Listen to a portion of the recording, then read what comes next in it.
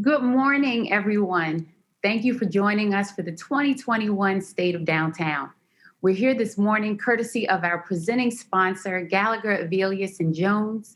You know, for 60 years, this downtown-based law firm has represented businesses and nonprofits throughout the Mid-Atlantic, and it continues to be a strong supporter of Downtown Partnership. We're fortunate to have Mark Keener, a longtime board member, to Mark Ryan Potter, Managing Partner Tom Dane, and the entire team at Gallagher. Thank you for being an important part of our community. I'd also like to thank our other sponsors, BGE, Whiting Turner, and Verizon for their consistent support. And this moment would not be possible or complete without thanking my board chair, Mark Wasserman, and my all-star lineup of board members, especially the executive committee, and of course, my DPOB team, all who for the past year have locked arms with me for the betterment of Baltimore and its heart, downtown. So together with State Delegate Brooke Learman, Senator Antonio Hayes, and Councilman Costello, Downtown Partnerships Board is fortunate to not only house corporate giants, small business CEOs, government leaders, and residents, but we have the 3 elected officials who I named who all care. And I'm honored to welcome one of them, Councilman Costello, with us to the stage with me. You know, for the past 11 months, we've co-hosted 28 episodes of the webinar series, The Downtown Download, where we welcome 45 guests, including Congressman Sarbanes, Senator Cardin and Van Hollen, Mayor Scott, Council President Mosby, Commissioner Harrison, Dr. DeRaza, and more other timely guests with information about government relief programs, new real estate development, social justice reform, minority business, and the latest COVID guidance. I ask that you please join us for our next segment. We're going to have Maryland Senate President Bill Ferguson on Tuesday, April 27th at 9 a.m. The senator will provide a General Assembly wrap-up, and I have a feeling we'll also be talking about moving state center jobs into downtown Central Business District.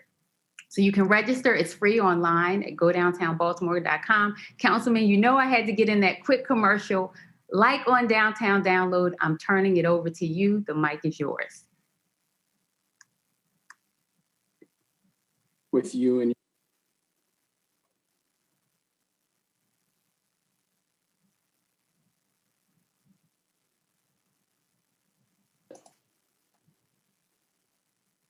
Thank you, Shalonda. It's been an honor to work with you and your team at Downtown Partnership over this past year. The state of downtown numbers this morning reflect just how challenging this past year has been for all of us. But there's a story between those numbers, and that story is about resiliency. Every pivot, every parklet, every policy change was about listening to our constituents and problem solving in real time. Shalonda and I have spent the last year working shoulder to shoulder with businesses and residents across downtown, trying to make their lives just a little easier until things normalize. And I can say exactly the same thing for so many of my colleagues on the City Council. The City Council district I represent, the 11th, is the most diverse in the city, encompassing neighborhoods of varying incomes, races, and life experiences. That, to me, is the beauty. And in no place is it more evident than in downtown. What happens right here reflects what's happening in the city at large. This morning, we're going to hear from Richard Florida about the imperative to build a more powerful union across neighborhoods, races, and classes. It's a conversation that Shalonda, Mayor Scott, Colin at BDC, and myself have been having a lot, even before the mayor took office. And I can tell you, having received this book as a gift from my dad, Tommy Costello, for Christmas in 2012, I'm incredibly excited to hear from Mr. Florida. But before we get to him, we're going to hear from someone who is no stranger to downtown, Mayor Brandon Scott. Since taking office as the 52nd mayor of Baltimore City just 4 months ago, the mayor and his team have hit the ground not just running, but sprinting. His administration has begun to tackle a number of challenges facing neighborhoods all across our city, related to the pandemic, public safety, economic recovery, housing, and the delivery of core city services, all in the middle of a global pandemic. Under Mayor Scott's leadership, I'm confident that our city is headed in the right direction. It is now my honor to introduce my friend and the 52nd mayor of our city, Mayor Brandon Scott. Thank you, Councilman Costello. It's an honor to be with each of you this morning, and thank you, Shalonda, as Downtown Partnership releases this economic benchmark. We know the state of downtown is an annual checkup on the health of our region's largest business district, cultural center, and one of our city's fastest growing neighborhoods. You're about to hear from Shalonda about something we all know about: how tough last year was for all of us, including downtown. And as you listen to the report data, I ask that you keep two things in mind. First, that this data isn't just a set of numbers. Each job loss, each business that struggled to make payroll, those are Baltimoreans who are hurting. And second, that the past doesn't determine our future. Throughout the pandemic, I've been working with Shalonda and her team to help downtown and our city not just come back, but come back stronger and better. The two of us have been hosting roundtables, sitting down with business leaders to talk about what they need and how my administration can help. I want you to know that I hear you and I hear what you're saying, particularly when it comes to public safety, the number one concern that we've been hearing and my number one concern. We know that remote workers won't come back to the office, diners and tourists won't make the trip, and investment will go elsewhere if people where their downtown and our neighborhoods in downtown aren't safe.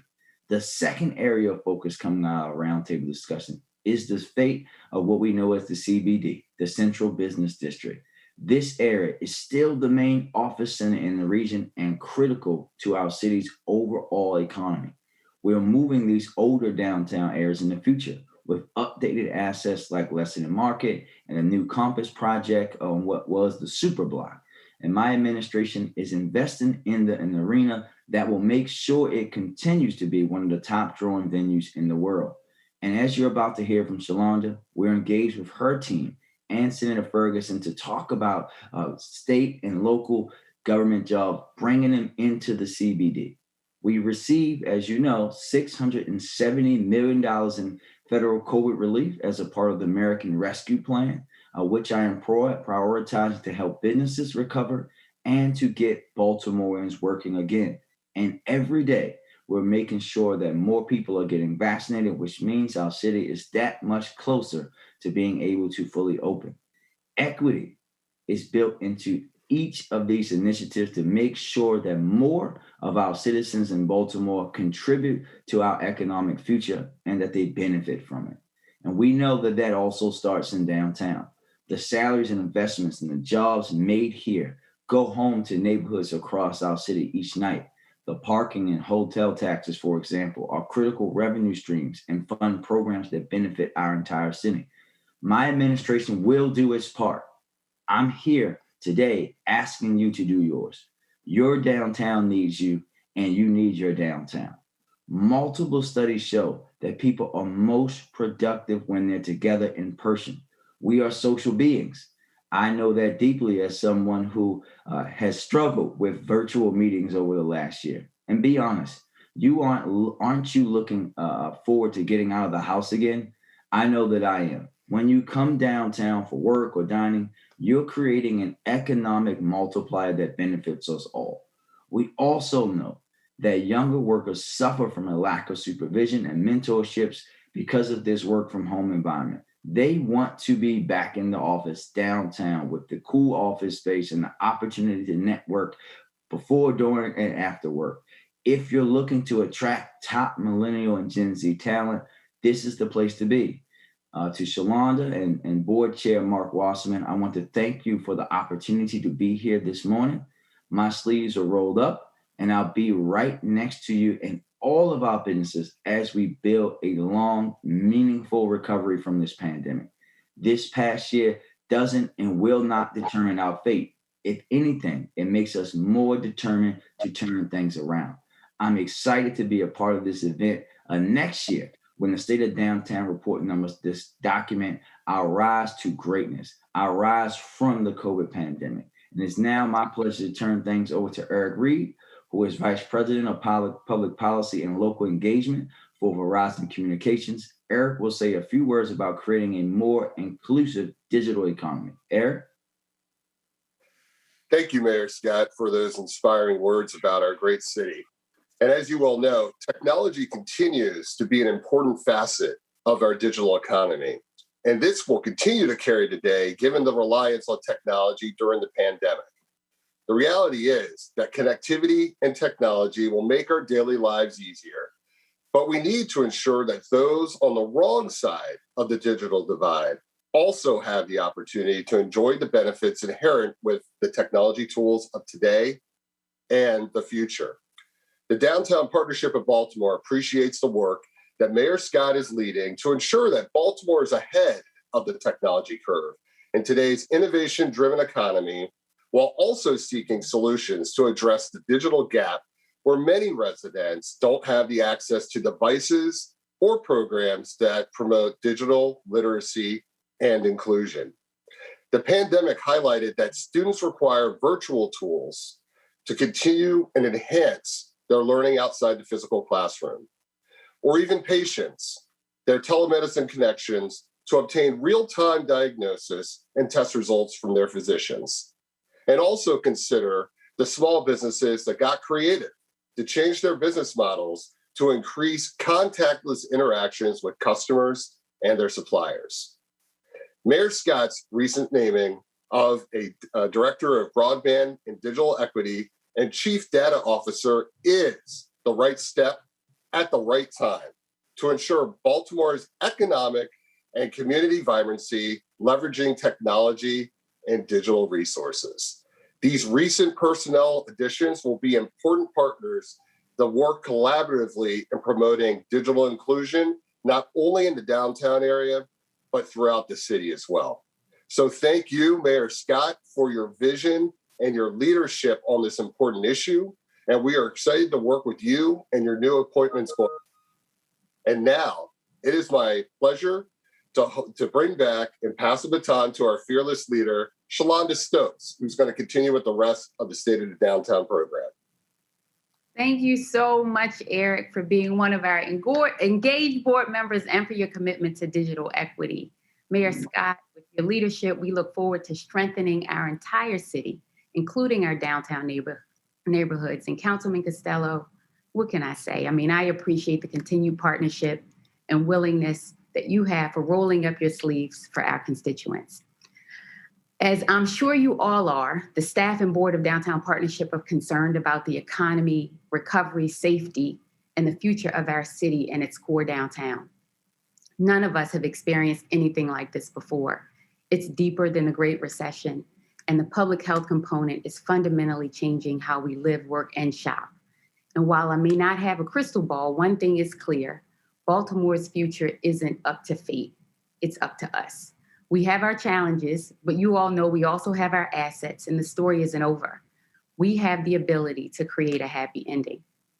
Many of you know I'm an engineer by degree, and I recognize that problem solving begins with data. Every year, the State of Downtown report examines the health of downtown's economy, its impact on the city, the state of Maryland, and along with opportunities ahead. While small in physical size, downtown is immensely valuable. It's diverse, efficient, inclusive, and resilient on multiple levels. From driving tax revenue and business activity to hosting a growing residential base and concentration of resources, amenities, and social infrastructure, downtown plays a pivotal role in the long-term health of not just the city, but the region. This is everybody's downtown. And if you're wondering how we stack up against DC, Philly, Atlanta, or Houston, the International Downtown Association developed, it's an apples to apples way of comparing downtowns throughout the nation. They use a 1 mile radius, and they objectively look to benchmark hundreds of metrics across downtowns and different city centers. Baltimore has its location. We have affordability. We have assets. We can be the next whatever, fill in the blank, the greatest city you think that there is, Baltimore can be. So during the first part of my presentation, I want to share with you our 2020 results along our 1 mile measurement, and that has its center at Pratt and Light Street. And then I'll spend a few minutes, I want to talk to you about what's to come. So let's dig in. So our 1 mile area is barely 4% of Baltimore's total geography, but it contains 29% of all Baltimore businesses and 35% of all city jobs. It has 65 historic structures, 26 museums, 10 playgrounds and pools, 20 parks, 59 pieces of public art, 3 stadiums, 4 libraries, and 11 event venues. You talk about our major hospitals, the University of Maryland and Mercy. In this area of education, we house the University of Maryland, Baltimore Graduate Campus, Peabody Conservatory, the Baltimore School for the Arts, and the Baltimore Leadership School. And we also contain the largest number of hotels, restaurants, and tourist destinations. The same area generates 17% of all Baltimore property taxes, 16% of all income taxes, 85% of the hotel taxes, and 75% of the parking taxes. We matter. There are several neighborhoods within this boundary. And so when you talk about downtown in this light, you're talking beyond what people think of the core. It's a few neighborhoods to note, but they include, of course, the Central Business District, but also parts of historic Jonestown. You're talking about Mount Vernon, Pigtown, Seton Hill, Harbor Point, Little Italy, Federal Hill, and on and on and on. That is our downtown when compared to other cities. The table shows where we rank when it comes to job and residential density and household income. The income numbers are important as we look to attract outside national retail and multinational commercial investment. Overall, downtown entered last year in a great position with growing employment, residential demand, and investment. That's how we ended 2019. And don't worry if you can't read all of the numbers on the slide. Everyone will get the full report following this webinar. We know by the end of 2020, as we shift, total employment dropped from 124,785 to 117,970.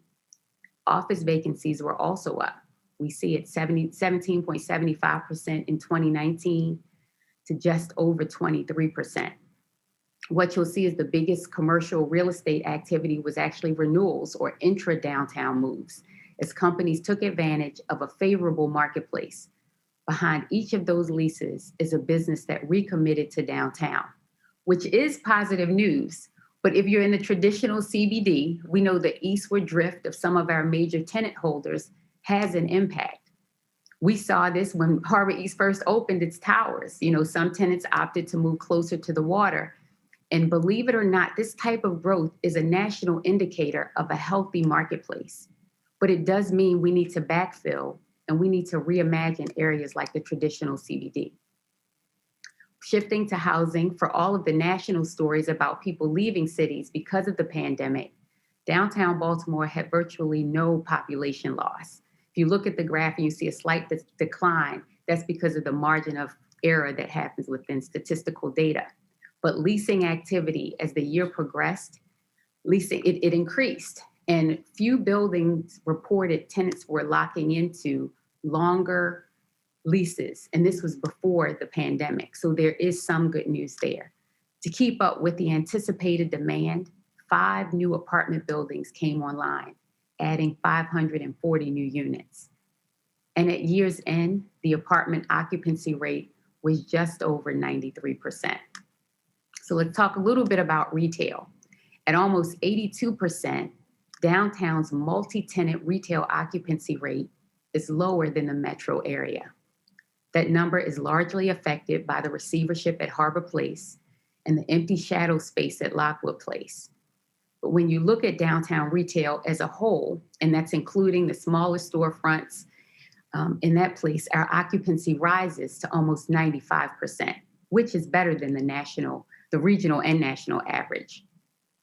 Talking about hospitality, we know tourism and retail numbers were down. Museums and performance venues were shuttered and several beloved restaurants did not survive. As my friend Al Hutchinson at Visit Baltimore has been reporting, tourism was one of the hardest hit industries, impacting not only sports, arts, and culture, all that helped make Baltimore great, but it also damaged the city's hospitality jobs and lost hotel revenue tax. That's an important component of our municipal funding. So that's how it was.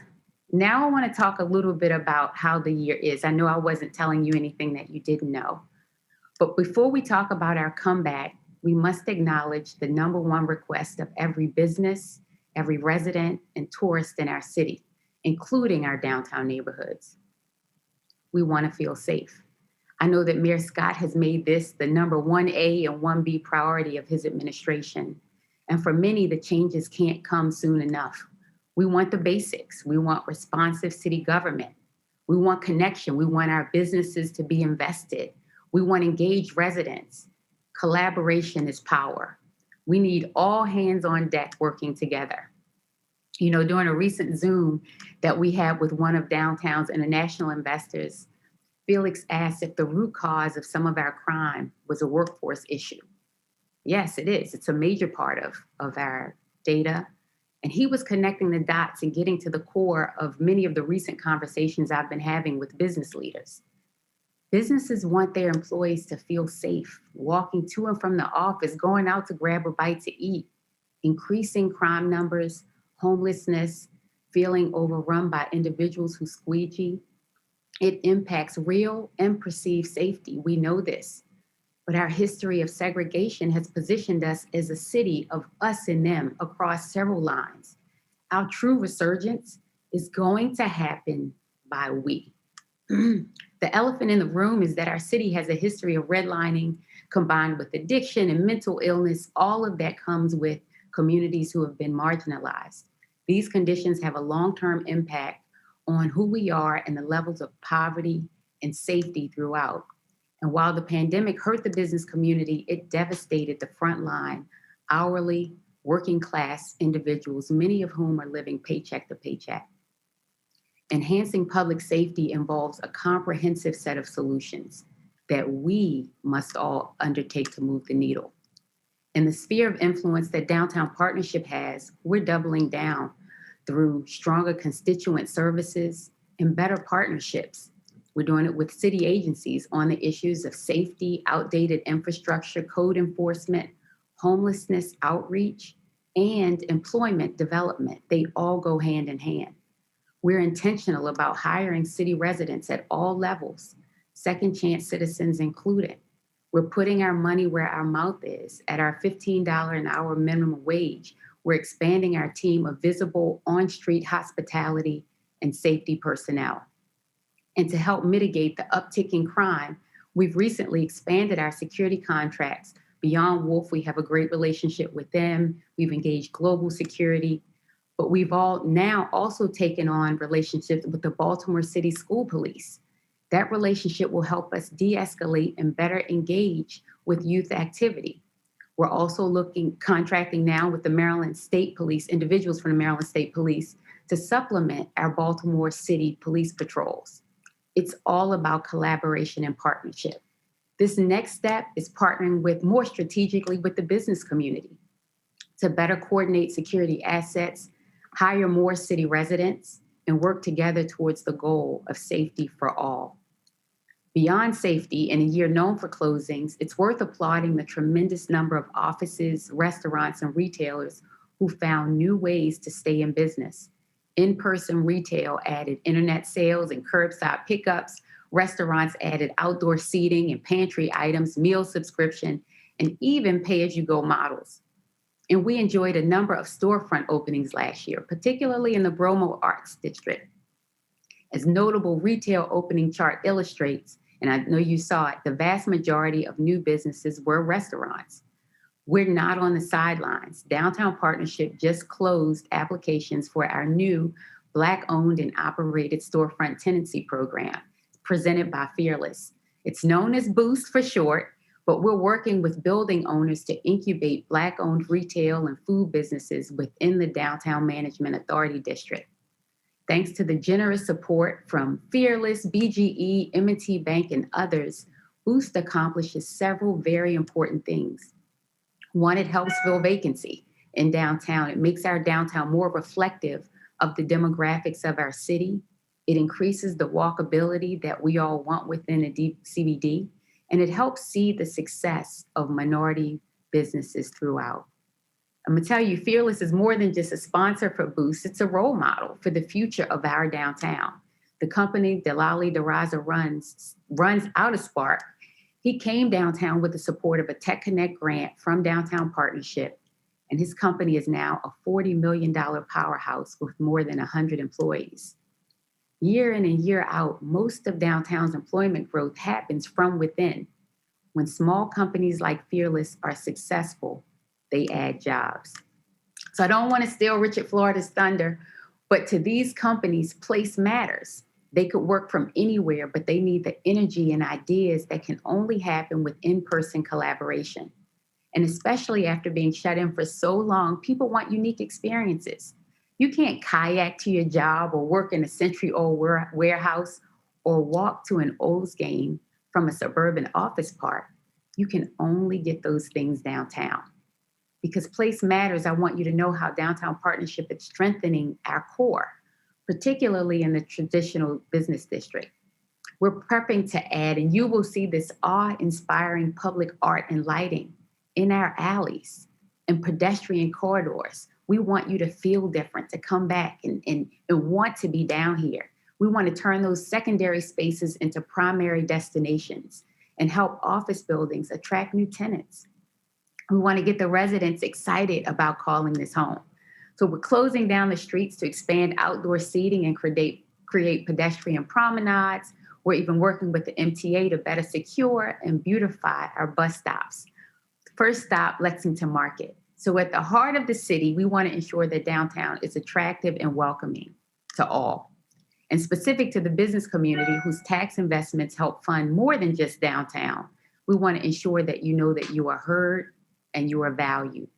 We're working with Mayor Scott and the new Deputy Mayor of Community and Economic Development, Ted Carter, on, as the mayor talked about, hosting a series of roundtables to get stakeholder ideas about safety, creating more vibrant and equitable communities. This is about all of us working together. We're engaging with our board members who are also property owners, residents, brokers, investors, to ensure that our efforts are not tone deaf to the needs of our stakeholders. We've restructured our committees on our board to focus on what matters: clean, safe, economic development and partnerships. And we're excited to engage on a more connected level with the state.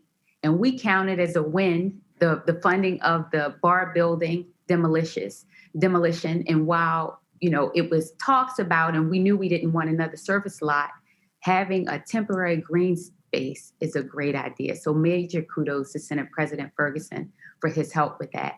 We know it doesn't stop there. We've been making our rounds, literally. Secretary Schultz, Secretary Churchill, Delegate McIntosh, Senator Hayes, Delegate Learman, Kiefer Mitchell, the list goes on and on. We're working with them to help relocate Maryland agencies out of state center into the CBD. So I want to thank you all. Special thanks to Senate President Bill Ferguson, House Speaker Adrian Jones, and Governor Hogan for including $50 million in the new state budget to cover the state center relocation costs. There's major opportunities for our city on the way. Thanks to President Biden and Vice President Harris, Congressman Sarbanes, Senator Cardin, and Van Hollen, a $1.9 trillion stimulus package was passed, with $3.8 billion coming directly to Maryland. I know Baltimore will receive $670 million in federal stimulus. Just money. You talk about opportunities to reimagine. Our time is now. So I want you to know that internally also, we are at Downtown Partnership going through a strategic planning process. Thank you, Zed, for your leadership there. We want to better align our programming with stakeholder and community needs. What should our role be at Downtown Partnership? How should we play in clean, safe marketing, economic development?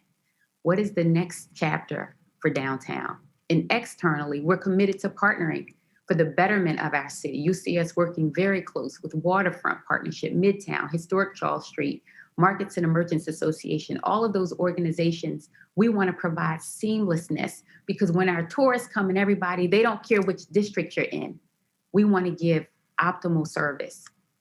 You'll also see us coordinating and being very intentional about our partnerships with what's traditionally called the ABC soups. So with GBC, BDC, VB, EAGB, call it XYZ, whatever it is, we will work, and we're already in conversations with some big opportunities coming down the pipe to help design the future of all of our neighborhoods.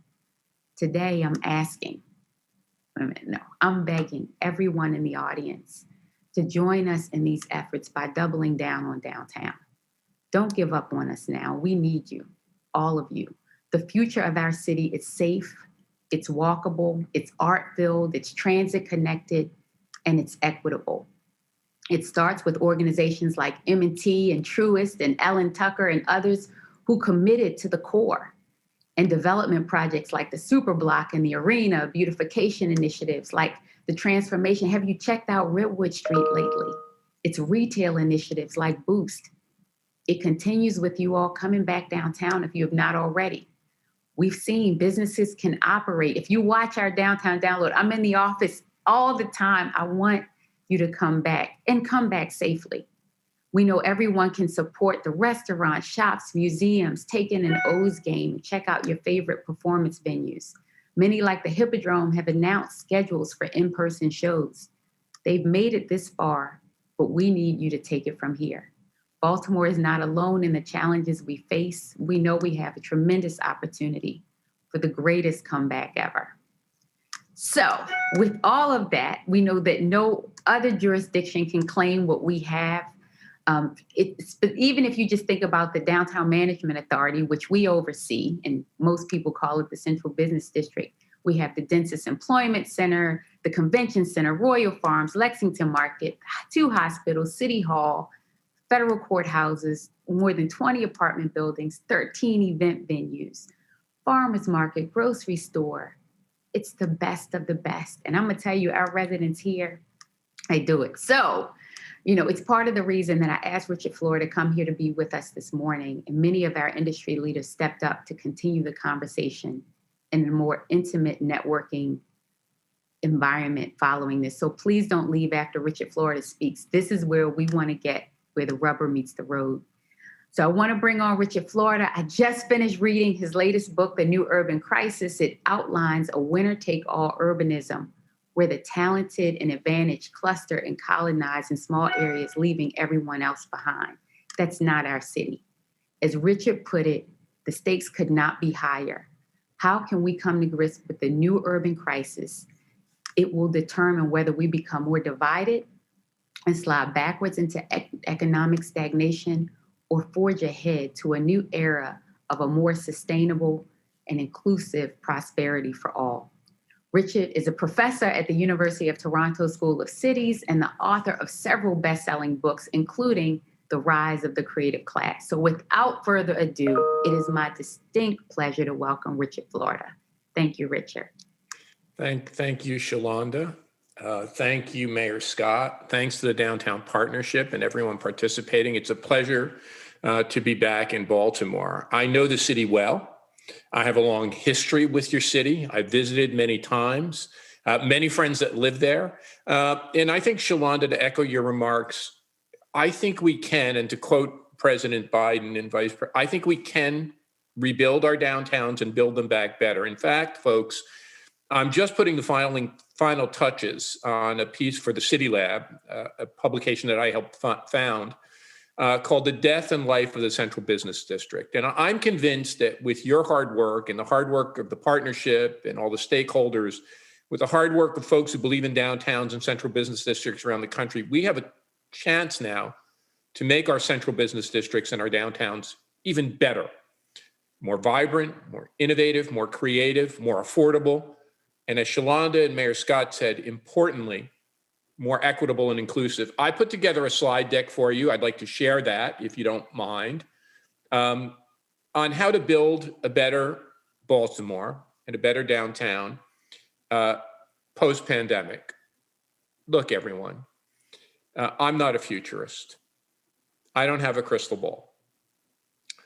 But one of the things I was able to do about a year ago was to focus, when we're all nervous and anxious, much more anxious than we are now, to go back and look at history, to look at past pandemics, to look at the emerging trends, and to really begin to outline the contours of what a post-pandemic geography and a post-pandemic city might look like.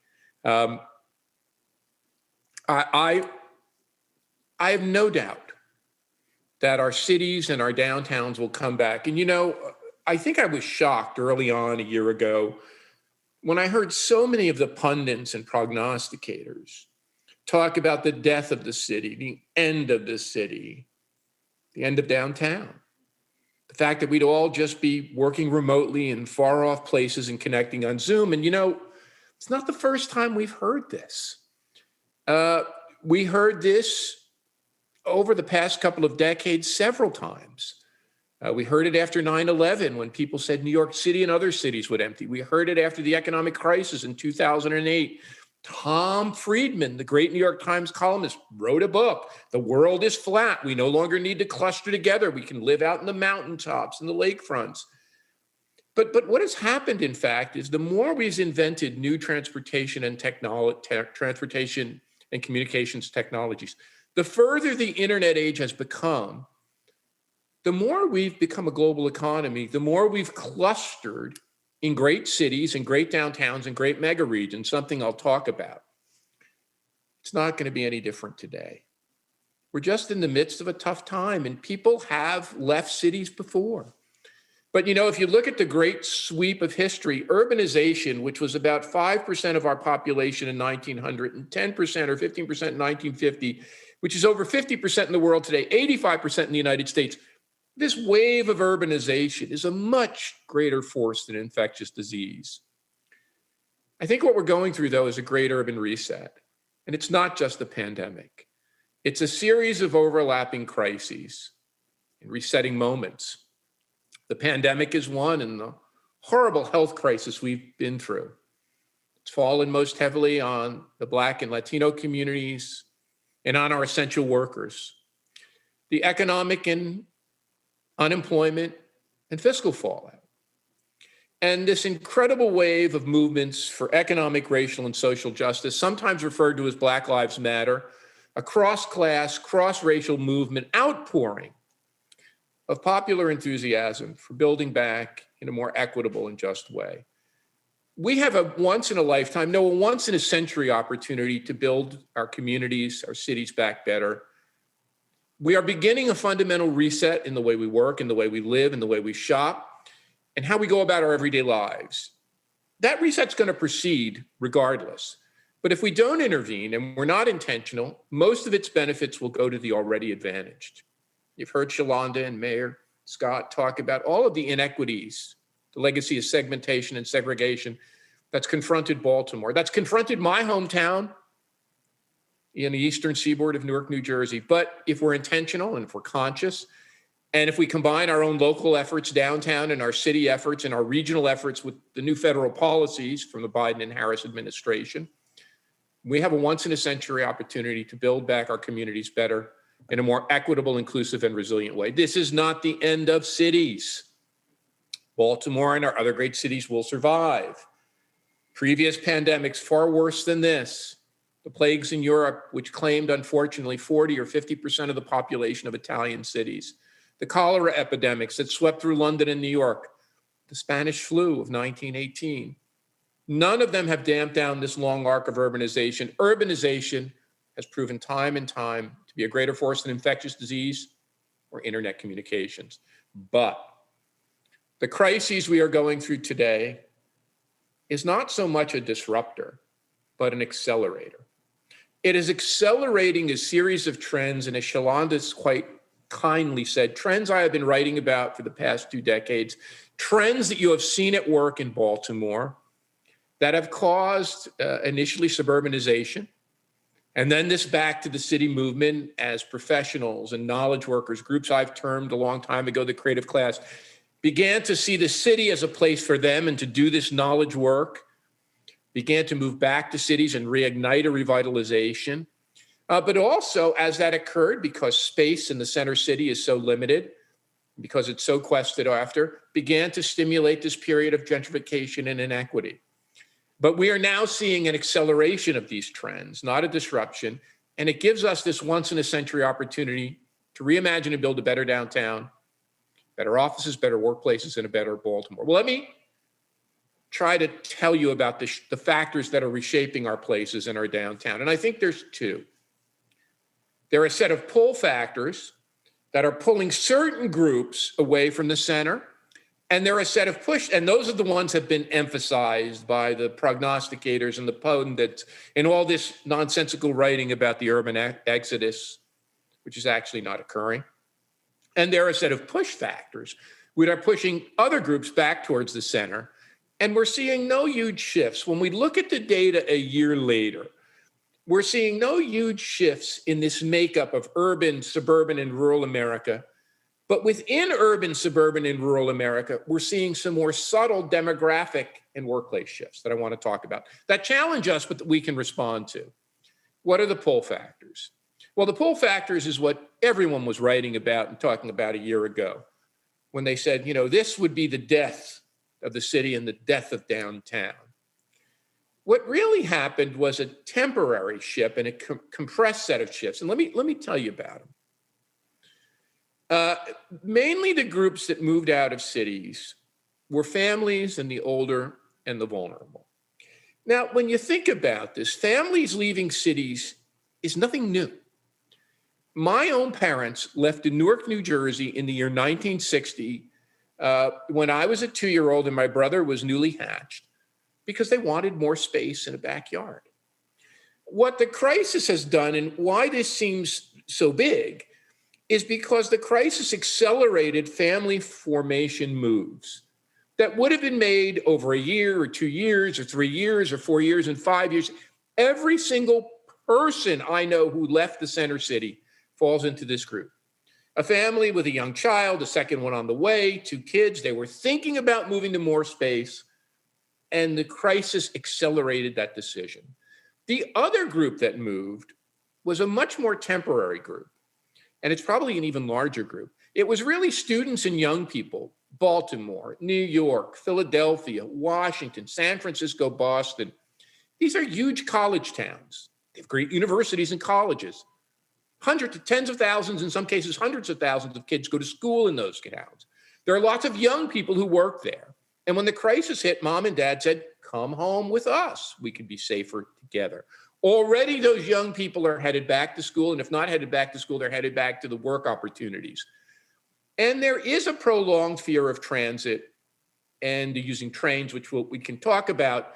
That's a holdover. And when I talk to office developers in cities after cities, they're telling me it's not fear of the office, which is holding back people. Where folks can drive, they're going back to the office. There is a residual fear of trains and transit. That said, we did see record numbers this weekend of subway use, at least record numbers in the pandemic, not back where it was, subway use in New York. But there are also push factors which accelerate and leverage this trend back to the urban core and back to downtown. Young people have moved and been the brunt of the move back to cities over the past 2 decades.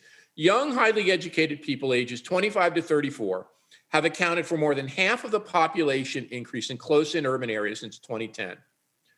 Young people are flooding back to cities. All of the college references I have written this year for young people will go to an urban campus, a New York, a Philadelphia, a Baltimore, not a far off suburban campus.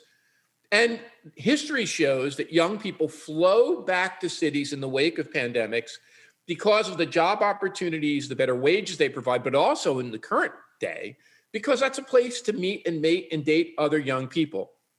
Clusters like high tech, like healthcare, like innovation, like finance and media, as Shalonda said, like entertainment, they can't be done on Zoom and they can't be done in a stretched out way. And in fact, onboarding people, the young talent that Shalonda mentioned in those industries requires proximity. And in fact, this is why companies have held off onboarding. Expect to see a rush back to downtown offices, a need for downtown offices to get young people in the mix, to get them mentored, to get them onboarded. And I think we're going to see quite quickly that walkable and bikeable areas close to the core and close to these clusters are going to become even more desirable, higher prices, and perhaps, and we have to watch for this, even more gentrified. Our post-pandemic geography will remain spiky. 4 metropolitan areas in the United States have accounted for 90% plus of all innovation growth in the past decade and a half. Just 40 counties have accounted for 50% of all innovation growth and jobs, and 6 global cities, the Bay Area, New York, Boston, London, Shanghai, and Beijing, have accounted for half of all global investment in venture capital-backed startups. Baltimore is a spike. We'll talk about this in a minute. One indication of this is that Baltimore attracts more than $400 million annually in venture capital, similar to Sydney or Amsterdam. It is a distinguished global startup hub. But moreover, Baltimore benefits from an incredible location. A long time ago, using satellite images of the world at night that you see in the plane, you see in those NASA photographs, we were able to really chart the great spikes of light that form the real world economic units, these mega regions. They're the biggest one in the world. There are 40 of these mega regions: the Shanghai-Beijing corridor, the Mumbai-Delhi corridor, the area from Rio to Sao Paulo, Brazil, Northern California, the Chicago, Detroit, Pittsburgh axis. But the biggest one of all is what a great economic geographer years ago called the Bos-Wash mega region. From Boston to New York to Baltimore, Washington, 50 million people, 3.5 trillion in gross domestic product. It's the world's 4th largest economy, as big as Germany. 25 billion in venture investment, the 3rd largest area in the world behind just the Bay Area and Beijing. Baltimore's location in this corridor creates a dynamic, especially when you think of the new investments that the Biden administration is going to make in high-speed rail across this corridor, where Baltimore, New York, Washington, Boston, Philadelphia, my own hometown of Newark, New Jersey, we just did a huge project on Newark, New Jersey, and how it can leverage this trend and bounce back. In fact, the price differential of Baltimore, Philadelphia, and Newark compared to Boston, never mind New York or Washington, D.C., creates a natural and inexorable advantage for the future. The rise of the rest is occurring. People have talked about this shift to different kinds of metros, but it's not happening everywhere. It's happening in a very select group of places, like Baltimore, like Austin, like Miami, like Pittsburgh and Columbus, some small places like Kansas City and Bentonville, college towns like Madison and Ann Arbor, some intentional metropolitan areas like Tulsa, which have gone over remote work, and some beautiful rural areas like Bozeman or Jackson Hole, the areas of the Delaware outside of Baltimore and Washington. All of these places have a shot, but we still have a geography that's very winner take all. There are more winners to losers, and fortunately, Baltimore being part of this Bos-Wash region. And there's another factor. When I look at the creative economies that power growth, these highly innovative economies, Baltimore, believe it or not, I think you know it, but others don't. Baltimore, alongside San Francisco, alongside New York, alongside Washington, D.C., alongside Seattle, when you look at the number of highly innovative occupations, highly creative occupations, technology, science, art, music, Baltimore ranks among the top 20. So Baltimore is clearly in the mix, both because it's part of the mega region and both because it's rising on its own as a creative economy and its prices. Look, the big shift we're talking about today is remote work. We can't push that under the rug. We have to adapt to it. Before the pandemic, between 2 and 15% of the workforce were working remotely. Now half to 2/3 of the workforce. We can expect after the pandemic about 20% of workers to be full-time, about 20 to 30% of workers to be part-time. Remote work is a perk and a privilege. It's going to be used by companies to lure top talent. And as I've mentioned, think about this. 45% of Baltimore metro workers are part of the creative class, 6th in the country, better than Seattle, Minneapolis, or Denver. Those workers have choice. What they want is to be able to work from home on a regular or a part-time basis. They want companies to support their ability to work from home. But 70% of them want to work in a hybrid model where they can work from home part of the time and be in an office part of the time. We're seeing an accelerated rise of this talent economy. The pandemic accelerates this shift to talent, as Shalonda said. But capital will follow talent, and the places that attract and retain talent will win. No return to the old ways. The pandemic will reshape retail. There's no going back to the old ways. There's been a shift away from commodity retail to shopping as an experience. When you're thinking about downtown, that means unique, local, curated food, coffee, restaurants, shopping, more space for outdoor dining, moving things we used to do indoors on the street. When people talk about the big change that they love in cities, it's been outside. Unique experiential places like Baltimore's alley transformations. Look, the office is going to change, but it's not dead. It's only dead as a cubicle space to work. People can work from anywhere now. But as Shalonda said, we still need an arena for social interaction. We need offices that will entice workers back to work.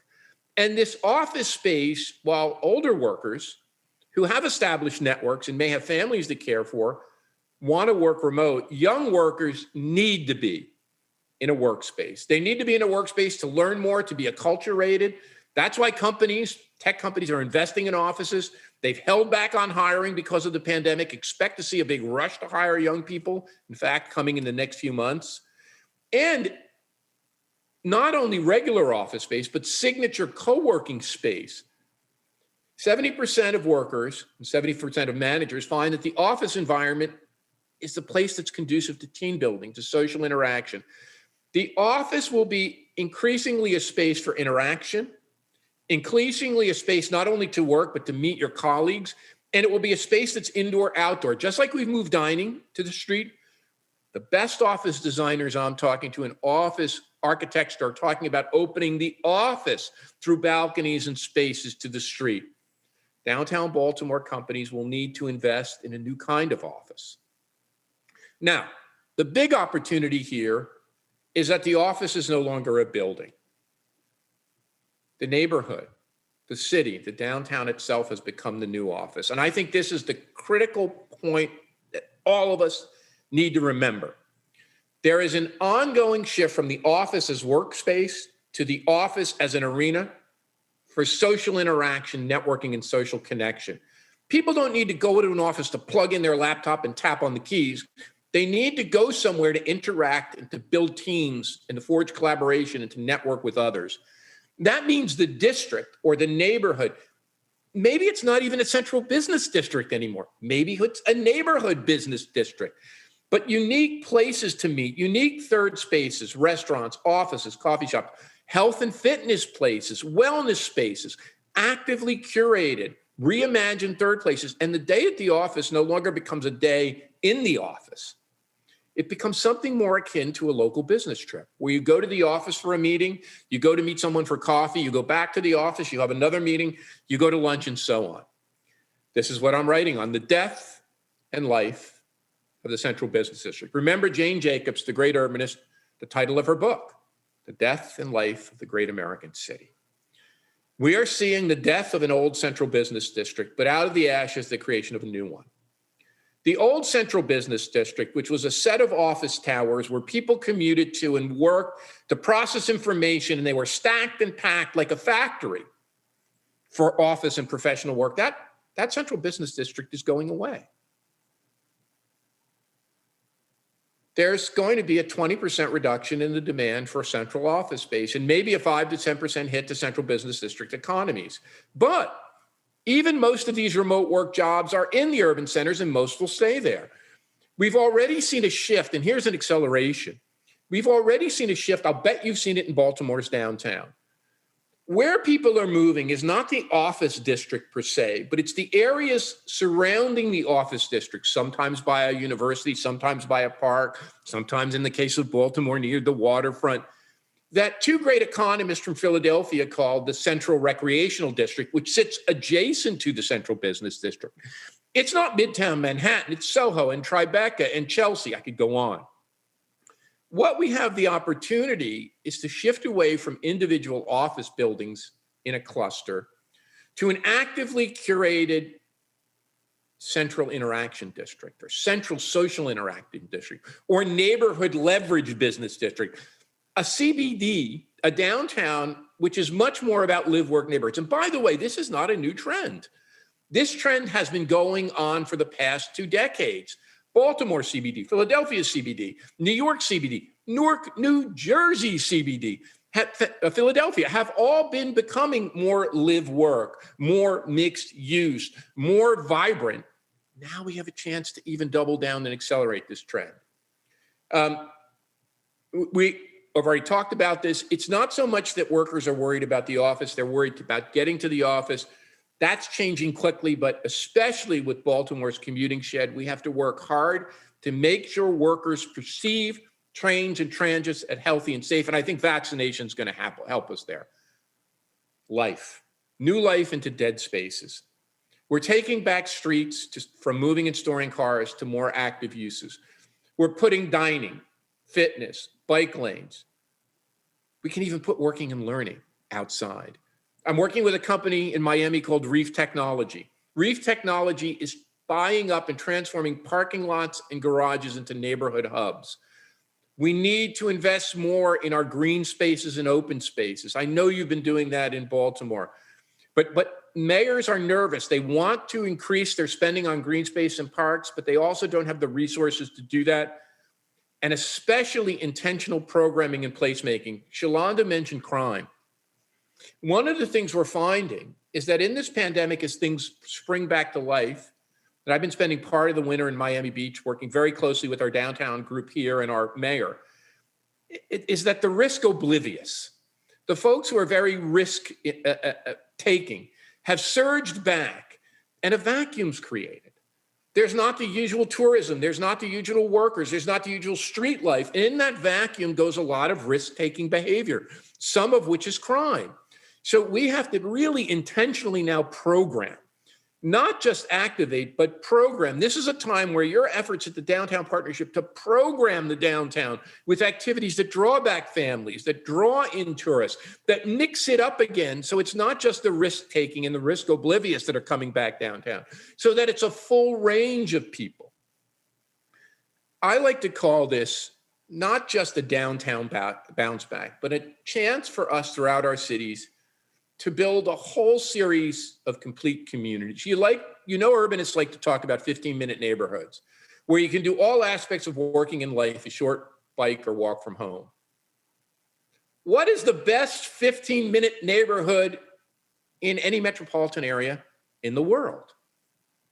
It's our downtowns. But our downtowns have been a little bit too tilted towards work. If our suburbs have been massively tilted to dormitory living and sleeping, our downtowns have been a little bit over tilted towards work. Now, I've already said that's been changing, but we can accelerate that shift. We can create more mixed use, more residential, more vibrant, more active, more education-oriented downtowns. We can make our downtowns into neighborhood leveraged business districts, the best of any. Imagine Baltimore's downtown as the hub of a series of complete communities, of a series of neighborhood business districts. Maybe someone who lives in the suburbs works at home for a day or two. Maybe that person goes to a co-working facility near their home a day or two. But they certainly come down a day or two a week. And there are many young people who live and work only and walk or bike in downtown. I think what we can see is a post-pandemic geography, which is less a downtown that's about work and a suburbs that are about sleeping, and a blending and merger where the downtown is more about work than life and the suburbs are more about living than working.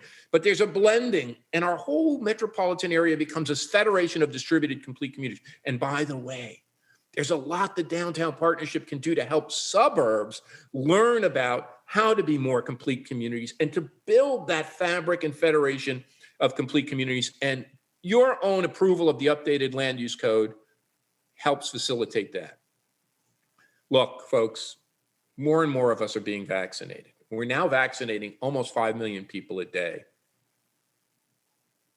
I think we're looking at the roaring 2020s. You know, the Spanish flu of 1918 and 1919 was followed by what? The roaring 20s, a period of vibrancy, of innovation. It's when the creatives originally went to the city in places like Greenwich Village, a tremendous stock market boom, the jazz age, flappers, speakeasies, surges in art and cultures, the rapid comeback of cities like New York and Philadelphia and Baltimore, and the beginnings of suburbanization. But, and I underscore this, guess what decade of the 20th century was the most unequal? The 1920s. We're seeing the same thing happen today. Even as we see our economy start to bounce back, and with the federal stimulus and with low interest rates and the home buying surge and the rise in the stock market, yeah, we're going to see, people are projecting rates of economic growth that I haven't seen in my life. We haven't seen it in a half century.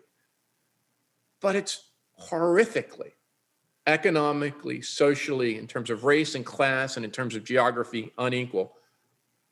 African Americans and Latino Americans have borne the brunt of the health challenges, and still do, of the COVID pandemic. 2.5 times the COVID cases, 5 times the hospitalizations, double the death rates. White workers are more than twice as likely to be able to work remotely, to work on Zoom and shelter themselves from the pandemic. We see a great work divide. There are 50 million Americans, largely minority, largely new immigrant, disproportionately female-headed, who work in low-wage, high-risk service jobs that come in contact with the public or come in contact with each other, that have borne the brunt of this health pandemic. And also, as Shalonda said, one of the big challenges in our central business districts has not been the dislocation of professional workers. Most of them, nearly all of them, have been able to keep their jobs and work in the suburbs. In the central business districts, in the downtowns, it's been the service workers who work in the restaurants and shops and retail centers and fitness centers and do the janitorial work and all the hard work to keep our downtown. They're the ones. There's a great research report by a group of economists that show this. The crisis of our downtowns, as it played out, was borne disproportionately by the least advantaged communities and the least advantaged service workers. Households over 100,000 in income are more than twice as likely to be able to work remotely than those making less than 50. And Baltimore, while it's not New York and it's not Philadelphia, and it doesn't have the new urban crisis of Washington, Sears, Los Angeles, or San Francisco, still of 350 metros, already ranked 21st, Shalonda mentioned my book, The New Urban Crisis, on a comprehensive measure of unaffordability, economic inequality, and economic segregation. So these inequities that are baked into our economy are being deepened by the crisis. Look, what can we do to build a more inclusive and resilient downtown Baltimore? Recommit to downtown, as Shalonda said. Do everything we can to support Baltimore's efforts and its downtown to recover. Engage key corporate and nonprofit partners, all the companies that have been important to downtown, the universities, they have to do their part. They must do their part to bring people back and to make them safe. Bolster and support small businesses, underserved enterprises, the arts and cultural community. Look, who are the people who always come to the table when times are down? Who are the folks who always help revitalize our communities? Along with the residents of those communities, the artists, the musicians, the cultural workers. We have to make sure, and remember, in this crisis, performing artists and visual artists experience an unemployment rate of over 50%. Make sure to align that federal stimulus and infrastructure dollars with your key priorities, and Baltimore did get that nearly $700 million. Focus on inclusive city building, especially in the arena, the station. Make sure that those are intentionally prioritize open space and active mobility. Commit to affordable housing, especially affordable rental. If those office towers are no longer desired, some of the older ones as offices, let's turn them into affordable housing. Let's make that space the kind of space that Baltimore's workforce and its less advantaged people can live and work in. Embrace a good job strategies. Make sure that people earn a good minimum wage, but not just a minimum wage. The good job strategy says, developed by folks at MIT, that you need to start people at a living wage and then develop career pathways. The more we pay them, the more we treat them as full human beings, the more they engage in work, not only the better their jobs are and the better their career prospects are, the more productivity their firms see, the more they engage in better customer relationships, the more profits, and you get this cycle of upgrading. and build complete communities in downtown and across Baltimore where folks can do all of daily life activities. And here again, I think the downtown has a lot to help and share with the rest of the region. Can we seize this once in a century opportunity? Will history repeat itself? Will we have a roaring 2020s? Like a roaring 20s with an economic comeback and economic vibrancy and a movement of people back to cities, but tremendous inequity along race and class lines? Or will we take the opportunity we have now with this outpouring of community sympathy and community movement and protest for racial and economic equity? Will we take this and the Biden-Harris administration in office, will we take the opportunity to build better, more inclusive, healthier, and resilient downtowns and places? The choices are. Thank you for listening to me. You can reach out to me at my email, florida@creativeclass.com. It's been a pleasure being with you today. Oh my goodness, Richard, thank you so, so much for your messages today, for sharing your words. We've already had requests for your information and slides and all of that kind of stuff. So thank you for sharing it. We are going to continue this. I know you know we have some Zoom breakout rooms where we're going to continue this. And so on behalf of my team, my board, everybody, we just want to extend an overall thanks to you there. I also want to highlight, I know we have a couple of our electeds in the audience. Senator Corey McCray, I thank you tremendously for your support. Council President Mosby, absolutely, thank you, thank you, thank you. I think I also saw Councilman John Bullock. So outside of all of the other names that were integrated in these are champions that really lock arms with Downtown Partnership and the betterment of our city overall. So the pictures that you see on the side of the screen, now that the formal part of the program are up, we want to start our networking. Part of what this was, what Richard is talking about, what I talked about in the beginning, that's just the beginning. We're launching this, right? We know what we need to do for our downtown. We know the challenges that we have in downtown. And part of it is let's start to network a little bit and figure out how we can put tangible next steps into this. So this is the beginning of the dialogue. So joining us this morning, I'm going to read the list alphabetically. You see some of the pictures, but we have Al Hutchinson with Visit Baltimore, Annie Milley, Live Baltimore, Augie Chiasera, M&T Bank, Brad Burns, Burns and Associates, Chuck Tilden, the University of Maryland Medical System, Chris Rio, Baltimore Tourism Association, Colin Tarbert, the Baltimore Development Corporation, Delali DeRaza with Fearless, Don Fry, the Greater Baltimore Committee, Donna Drew Sawyer, the Baltimore Office of Promotion and the Arts,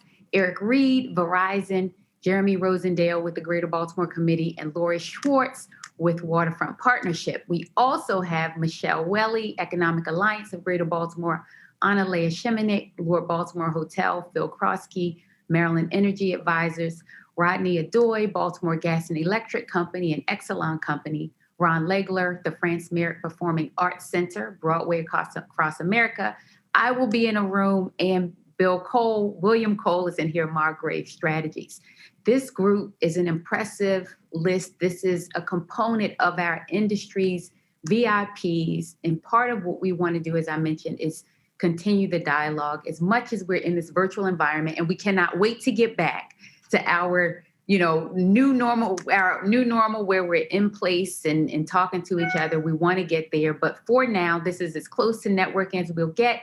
Next month, we do have some things in store, as Richard talked about, to bring everybody downtown. We're working on renaming the CBD, all of the stuff that he's talking about. This is the beginning. So let's talk about the impacts and the future of tourism, the future of economic development within these rooms. I cannot leave without thanking again Gallagher, Avelius, and Jones for their support and being such a strong anchor in downtown for 60 years. We could not have done it without the support of our additional sponsors, BGE, Whiting Turner, and Verizon. I hope you would join Councilman Costello and me for the next Downtown Download webinar series with Senate President Bill Ferguson. You can get all of that information at godowntownbaltimore.com. If you are not already, you will be pushed into your Zoom rooms. You don't have to do anything. You will be in there. Please spend some time, talk with, network. If there are other questions that you have that didn't get answered in here, we tried to give them all to Richard along the way, But if there are others, please, you can email us at info@dpob.org, and we will do our best to get as many responses as possible. This is just the beginning, and we're in this together. Thank you so much for joining us today, and I'll see you in the Zoom room.